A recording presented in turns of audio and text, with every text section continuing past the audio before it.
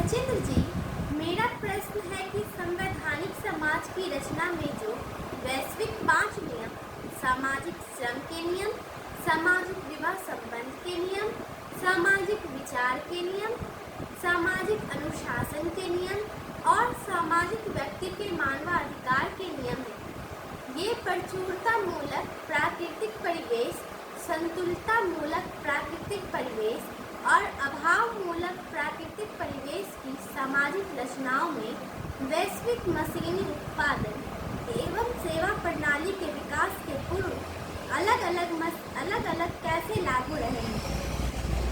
आपने इस प्रश्न का उत्तर 2 भागों में देना आवश्यक कहा। आपने प्रथम भाग के उत्तर को स्पष्ट कर दिया है, अब आप इसके दूसरे भाग के उत्तर को स्पष्ट करें। सृष्टि सुरभ जी, आपके द्वारा पूछा गया प्रश्न कि संवैधानिक सामाजिक संरचना के 5 मूल वैश्विक नियम, सामाजिक श्रम के नियम, सामाजिक विवाह के नियम, सामाजिक विचार के नियम, सामाजिक अनुशासन के नियम और सामाजिक व्यक्ति के मानवाधिकार के नियम, वैश्विक सामाजिक मशीनी उत्पादन एवं सेवा प्रणाली के विकास के पूर्व क्षेत्रीय सामाजिक संरचनाओं में अलग अलग विधियों से कैसे व्यावहारिक बने हैं। इस प्रश्न का उत्तर आपने सुना। आपने प्रचुरता मूलक प्राकृतिक परिवेश की संवैधानिक सामाजिक संरचना को देखा। आपने संतुलितता मूलक प्राकृतिक परिवेश की संवैधानिक सामाजिक संरचनाओं को देखा और आपने अभाव मूलक प्राकृतिक परिवेश की संवैधानिक सामाजिक संरचनाओं को देखा। प्रचुरता मूलक प्राकृतिक खगोलीय भूगोलीय परिवेश में प्राकृतिक समाजवादी वर्ण समाज का विकास मुद्रा और बाजार के विकास के आवश्यकता आधारित सामाजिक वितरण प्रणाली के आर्थिक आधार पर जन्मना जातीय उत्पादन एवं सेवा प्रणाली के रूप में होता है। मुद्रा और बाजार के विकास के बाद जन्मना जातीय उत्पादन एवं सेवा प्रणाली जन्मना जातीय वर्गीय उत्पादन एवं सेवा प्रणाली में नवीकृत होती है।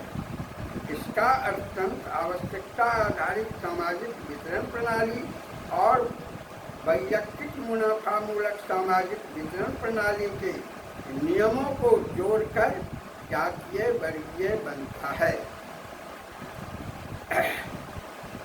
सामाजिक मशीनी उत्पादन एवं सेवा प्रणाली के विकास के बाद जन्मना जातीय वर्गीय समाज को जात विहीन वर्ग विहीन संवैधानिक सामाजिक आर्थिक संरचना में नवीकृत होना है।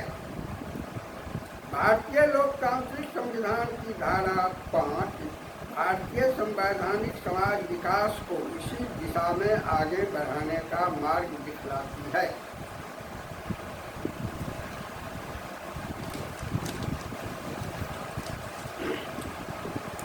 भारतीय समाज वैज्ञानिक भारतीय समाज के विकास को 4 युगों में देखते हैं। सतयुग वर्ण समाज का युग है। त्रेता युग मुद्रा और बाजार के विकास के पूर्व प्रतिष्ठात्मक जन्मना जातीय समाज का युग है। द्वापर युग मुद्रा और बाजार के विकास के बाद घृणित जन्मना जातीय वर्गीय समाज का युग है।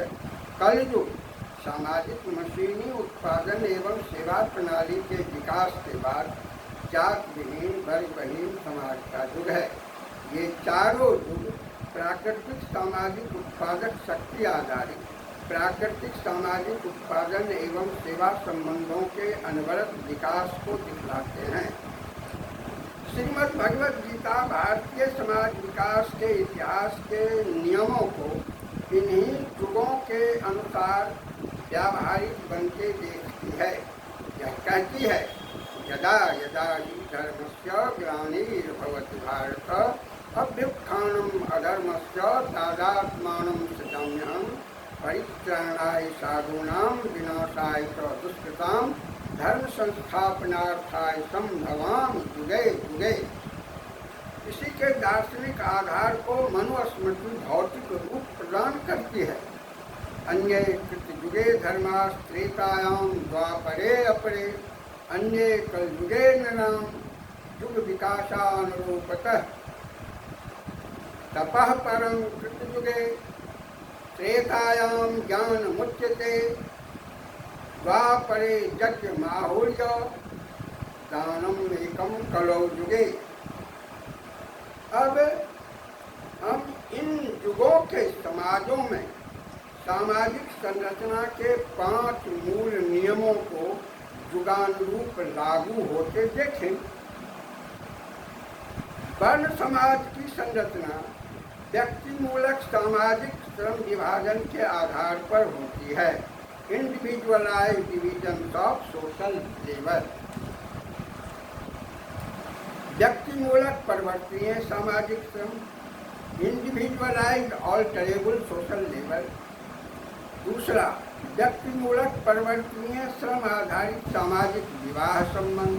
तीसरा, व्यक्ति मूलक परिवर्तनीय श्रम आधारित सामाजिक विचार। चौथा, व्यक्ति मूलक परिवर्तनीय सामाजिक श्रम से निर्मित समाज का अनुशासन सामाजिक समिति द्वारा बनाए गए नियमों के अनुसार। पांचवा, सामाजिक व्यक्ति के मानवाधिकार। ये 2 हैं, प्राकृतिक मानवाधिकार रोटी और सामाजिक मानवाधिकार आज़ादी। प्रचुरतामूलक प्रकृति रोटी की संवैधानिक सुरक्षा करती है। वर्ण समाज अपने सामाजिक व्यक्ति के विकास के लिए इसकी आज़ादी की संवैधानिक सुरक्षा करता है। इस तरह वर्ण समाज के सामाजिक व्यक्ति के संवैधानिक मानवाधिकार के नियम 2 बन जाते हैं, प्राकृतिक मानवाधिकार रोटी और सामाजिक मानवाधिकार आज़ादी। चूँकि वर्ण समाज प्राकृतिक श्रम पोषित है, इसलिए इस समाज के मानवाधिकार के नियम अविभाज्य हैं। इस संदर्भ में विश्व मानव समाज के विकास के इतिहास में सबसे महत्वपूर्ण तथ्य यह उजागर होता है कि धरती की किसी भी संवैधानिक संरचना में इसके मूलाधार पर सामाजिक श्रमों का 4 संकायीकरण फैकल्टाइजेशंस नहीं है, जैसा कि वर्ण समाज में है। ब्राह्मण सामाजिक श्रम teaching and worshipping social service labour. क्षत्रिय सामाजिक श्रम मिलिट्री सोशल सर्विस लेबर। वैश्य उत्पादक सामाजिक श्रम agriculture and animal husbandry productive social labour. Prajapati Vishwakarma उत्पादक सामाजिक श्रम handicraft social production and service system. व्यक्ति मूलक परिवर्तनीय सामाजिक श्रम के कारण व्यक्ति अपने सामाजिक श्रम को विभिन्न संकायों में विकसित करने के लिए आज़ाद है। वर्ण समाज का सामाजिक व्यक्ति अपनी प्राकृतिक योग्यता, क्षमता और अभिरुचि के अनुसार किसी भी सामाजिक संकायी श्रम से जीवन यापन करने के लिए स्वतंत्र है। यह प्राकृतिक समाजवाद का प्राकृतिक संवैधानिक नियम है।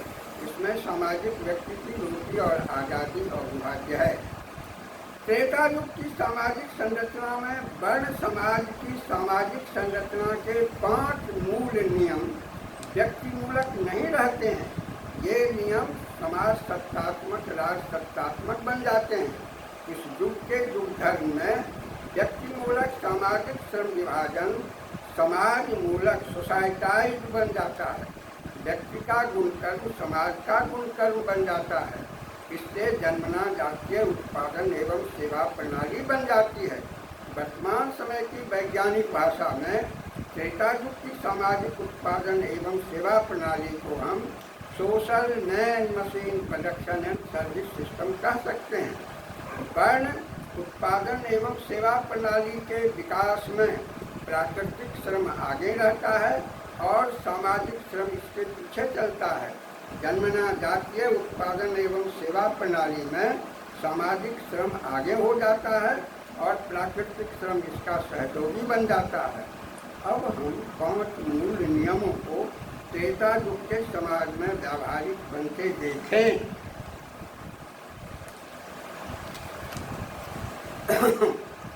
क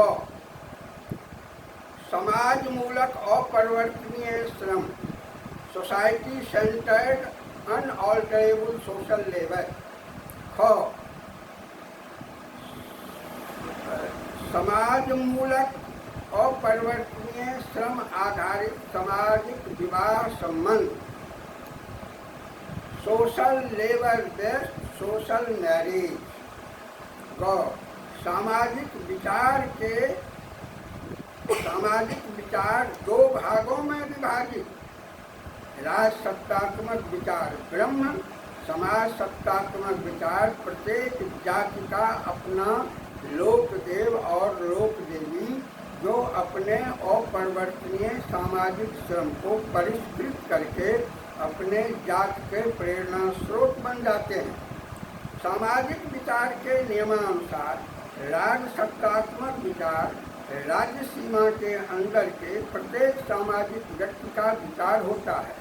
इससे त्रेतायुगीन प्रत्येक सामाजिक व्यक्ति ब्रह्ममय प्राकृतिक परिवेश में हो जाता है। यह ब्रह्म और परिवर्तनीय सामाजिक श्रम के संवैधानिक नियम से प्रत्येक व्यक्ति की रोटी का गारंटर बनता है। वर्ण समाज की समिति के विघटन के बाद भारतीय समाज विकास के इतिहास में राजसत्ता का उदय होता है। यह राजसत्ता वर्ण समाज की प्राकृतिक शक्तियों का उत्तराधिकारी बनती है। वर्ण समाज में जो काम प्रकृति करती है, जन्मना जातीय समाज में वह काम राजसत्ता करती है। इस तरह सामाजिक जातीय लोकदेव और लोकदेवी ब्रह्म विचार के अधीन हो जाते हैं। सभी जातियों के श्रमदेव और श्रमदेवी ब्रह्म हो जाते हैं। इससे सगुण ब्रह्म का सामाजिक विचार बनता है। जन्मना जातीय समाज के सामाजिक व्यक्ति के लिए राजसत्तात्मक ब्रह्म निर्गुण है, लेकिन जातीय श्रम देव और श्रम देवी सगुण हैं। इस तरह त्रेतायुगीन समाज का संवैधानिक व्यक्ति एक साथ दो सत्ताओं के नियमों से अनुशासित होते हैं। प्रथम राजसत्ता के नियम और द्वितीय समाज सत्ता के नियम। सामाजिक विचार के नियम के 2 भागों में विभाजित हो जाने के कारण राजसत्तात्मक ब्रह्म प्रत्येक सामाजिक व्यक्ति की रोटी का गारंटर होता है और सामाजिक श्रमदेव और श्रमदेवी इसकी आज़ादी के सुरक्षक हो जाते हैं। इस तरह निर्गुण विचार और सगुण विचार अंततः प्राकृतिक परिवेश के विचार बन जाते हैं। इस विभाजन के कारण भारतीय समाज में विचार स्वातंत्र की प्रबल धारा बह जाती है। न्याय दर्शन, वैशेषिक दर्शन, सांख्य दर्शन, योग दर्शन, वेदांत दर्शन, मीमांसा दर्शन, जैन दर्शन, बौद्ध दर्शन, चार्वाक दर्शन आदि का विकास हो जाता है।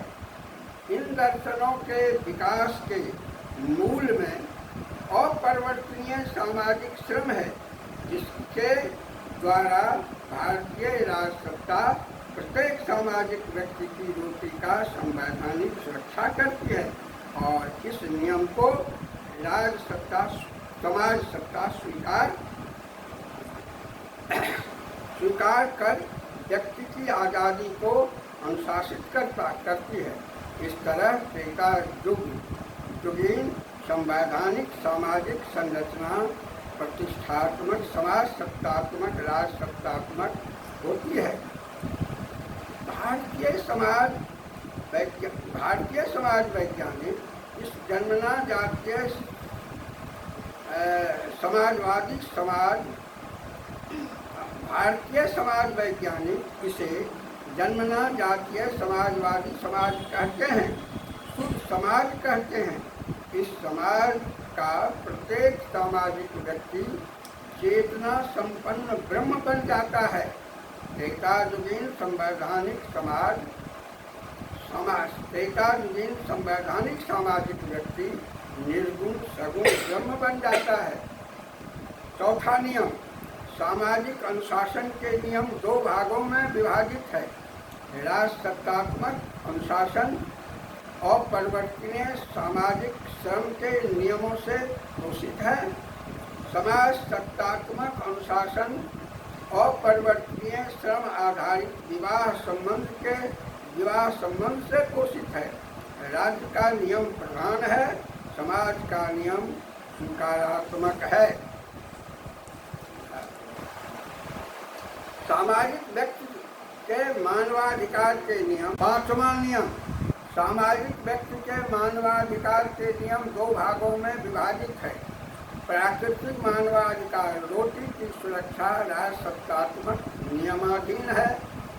सामाजिक मानवाधिकार आज़ादी समाज सत्तात्मक महासभाओं के नियमाधीन है। प्रत्येक जात अपनी महासभा में अपने सामाजिक व्यक्ति द्वारा किए गए अपराध की सजा देती है। इस सजा में मृत्युमूलक सजा जात बहिष्कार होती है। जात से बहिष्कृत व्यक्ति बेरोजगार हो जाता है। ऐसा व्यक्ति या तो आत्महत्या कर लेता है या फिर दस्यु डकैत चोर लुटेरा हो जाता है। पकड़े जाने पर ऐसे व्यक्ति को राजसत्ता राज्य सीमा से बाहर निकाल देती है। ईशावास्योपनिषद त्रेतायुगीन संवैधानिक समाज का संविधान है और तैत्तिरीयोपनिषद इस संविधान का चेतना विज्ञान है। Science of illusionary consciousness. Kathopanishad इस संविधान का निर्भय विज्ञान है। Science of fearlessness. Bharatiya Samaj विकास के इतिहास में त्रेता युग अंधविश्वास विहीन चेतना विज्ञान का युग है। मनुस्मृति इसे उचित सम्मान देते हुए कहती है त्रेतायाम ज्ञान